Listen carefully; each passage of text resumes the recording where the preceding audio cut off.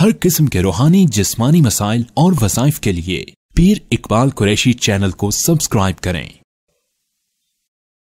نحمده ونصلي ونسلم على رسوله الكريم اما بعد فاعوذ باللہ من الشیطان الرجیم بسم اللہ الرحمن الرحیم۔ محرم الحرام کی 5 تاریخ کا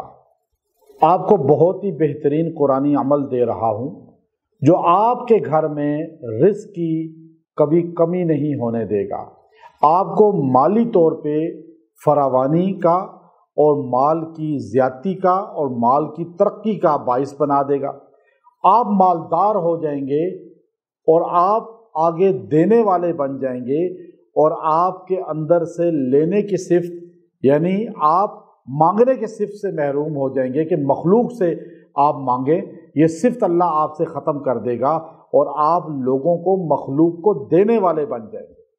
چونکہ یہ دینے والی صفت جو ہے اللہ نے ہمارے نبی کو دی اور ہمارے نبی کے صحابہ اہل البیت کو دی۔ ہمارے نبی نے فرمایا میں قاسم ہوں، اللہ دینے والا ہے، قاسم تقسیم کرنے والا، نبی تقسیم کرنے والا، اللہ دینے والا، صحابہ تقسیم کرنے والے، اللہ دینے والا، اہل بیت تقسیم کرنے والے، اللہ دینے والا۔ اور جو صحابہ اور اہل بیت سے جڑ گیا وہ بھی دینے والا بن جائے گا، مانگے گا صرف اللہ سے، مخلوق سے لینے والا نہیں ہوگا۔ اب یہ آپ صدقہ خیرات اور مال تقسیم کرنے والے بن جائیں، مال فراوانی سے آپ کو ملے، آپ زکوٰۃ دینے والے ہوں، آپ صدقہ خیرات کرنے والے ہوں، یہ صفت آپ کو ملے گی اس قرآنی عمل سے۔ آج ہمارے ہاں بڑا المیہ ہے کہ لوگ خیرات لینے والے بنے ہوئے ہیں، لوگ زکوٰۃ لینے والے بنے ہوئے ہیں، اور زکوٰۃ اور خیرات لینے میں وہ عار محسوس بھی نہیں کرتے، اور ایسا ہوتا بھی نہیں کہ وہ اپنے آپ کو مستحکم کرنے کی کوشش کریں کہ خیرات اور زکوٰۃ میں نہ لوں بلکہ میں آگے دینے والا بن جاؤں، دعائیں کریں اللہ سے۔ اور آپ حیران ہوں گے، میں جب چھوٹا تھا تو اللہ نے دل میں ڈالا میٹرک کے بعد پھر میں نے خود کہ مدرسہ پڑھ لوں، کتابیں پڑھ لوں۔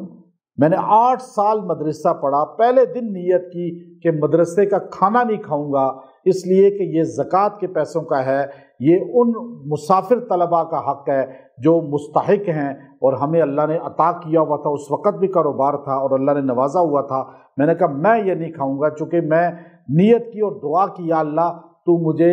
زکوٰۃ دینے والا بنانا، لینے والا نہ بنانا۔ اور اللہ کا فضل ہے آج زکوٰۃ دینے والے ہم ہیں، اور اللہ تعالیٰ نے آگے تقسیم کرنے والا بنایا ہے۔ تو یہ نیت کیا کریں، خاص طور پہ محرم میں اہل بیت کو سامنے رکھ کے، صحابہ کو سامنے رکھ کر، کہ صحابہ پہلے مفلسی میں تھے، اہل بیت پہلے مفلسی میں تھے، بعد میں ایک ایک دن میں 100 غلام اہل بیت نے آزاد کیے، ایک ایک دن میں 100 نوکر خرید کر اصحاب رسول نے آزاد کیے۔ تو یہ صفت تب آتی ہے جب آپ قرآن سے جڑیں اور خاص طور پہ صحابہ اہل بیت کے ذکر کو عام کریں۔ اب آپ دیکھیے قرآن پاک کے اندر ایک آیت ہے، یوفون بالنذر ویخافون یوما کان شرہ مستطیرا، یہ سورۃ دہر کے اندر آیت کریمہ ہے، اور آپ اس آیت کریمہ میں اہل بیت میں سے آل علی کا ذکر پائیں گے۔ حضرت علی نے کس طرح قربانی دی، حضرت فاطمہ نے کس طرح قربانی دی، اور وَيُطْعِمُونَ الطَّعَامَ عَلَى حُبِّهِ مِسْكِينًا وَيَتِيمًا وَأَسِيرًا، حضرت حسن حضرت حسین رضوان اللہ علیہم کس طرح قربانی دی کہ روزہ رکھا اور پہلے دن روٹی بنا کے رکھی تو صدا ہوئی، اور مسکین نے صدا لگائی کہ مسکین ہوں،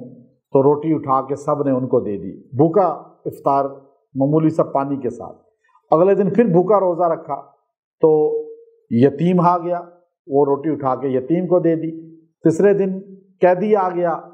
اب یہ علی رضی اللہ تعالیٰ عنہ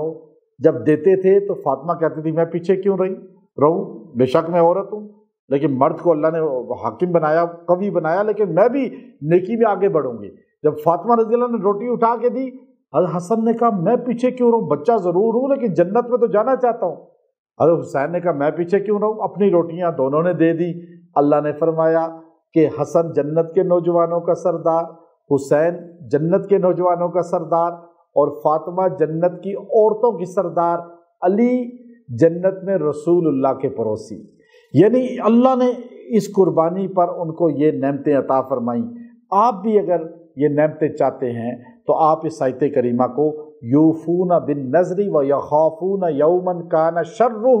مستطیرا، اتنا جملہ آپ نے پڑھنا ہے، اس آیت کو پڑھنا ہے 40 بار اور دعا کرنی ہے۔ اللہ تعالیٰ آپ کو اس کی برکت سے مال کی وسعت دینے والا بنا دے گا، مال کی ترقی والا بنا دے گا۔ وآخر دعوانا الحمدللہ رب العالمین۔